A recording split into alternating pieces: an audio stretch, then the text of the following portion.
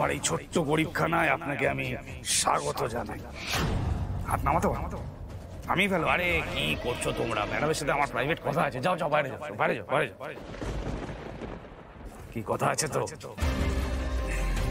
তোমার নিশ্চয়ই কৌতূহলের শেষ নেই ফুলকি দাস। তুমি যে অভিরূপ সামন্তকে ফাঁদে ফেলতে চাইলে, সে ফাঁদে না পড়ে তোমাকেই ফাঁদে ফেলে দিল কি করে, তাই তো?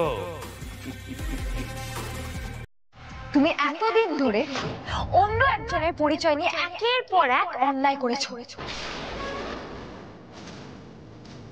কি ভেবেছো কি তুমি মুক্তি পাবে? এই এই এই এইটাই হচ্ছে তোমাদের মতো লোকের সমস্যা ফুলকি। তোমরা সবসময় ভাবো যে যারা সৎ, যারা ঠিক, তারা সবসময় জিতবে, কিন্তু সেরকম সবসময় হয় না ফুলকি দাস। এই যেমন আজকে হবে না, কিছু কিছু সময় উল্টো যেমন হয়, আজকেও সেই উল্টোটা হবে। কি ভেবেছিলে তুমি?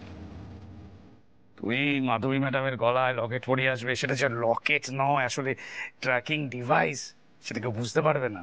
আজকাল এগুলো সবাই ধরে ফেলে ফুলকি ম্যাডাম।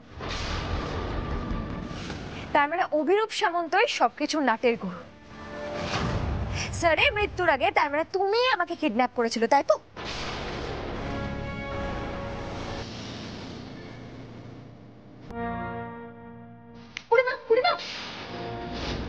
বুড়িমা চল, আমি তোমাকে তোমার বাড়ি পৌঁছে দিয়ে আসছি। ও বুড়িমা, তোমার বাড়ি কত দূর গো?